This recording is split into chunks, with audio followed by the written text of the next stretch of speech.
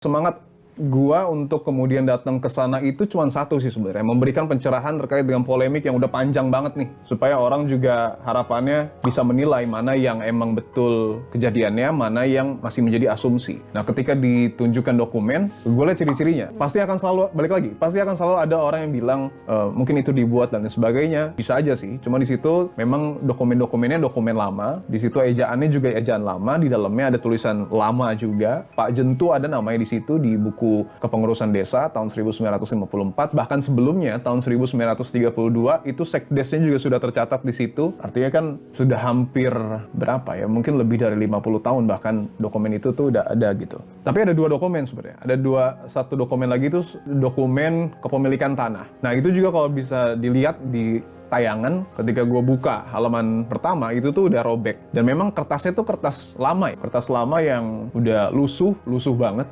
Gue juga sempat mikir sih, ini kalau misalnya dibuat gitu ya, baru itu gimana caranya ya? Apalagi kan dengan waktu yang relatif singkat ya. Terus ada pertanyaan-pertanyaan kayak gitu sih, sebagai seorang jurnalis yang mencari titik terang gitu. Tapi ya udah, akhirnya semangat gue ya sudahlah, gue coba beberkan aja bukti-bukti yang ada. Dan gue tuh menanyakan satu hal yang nggak gue tayangkan juga.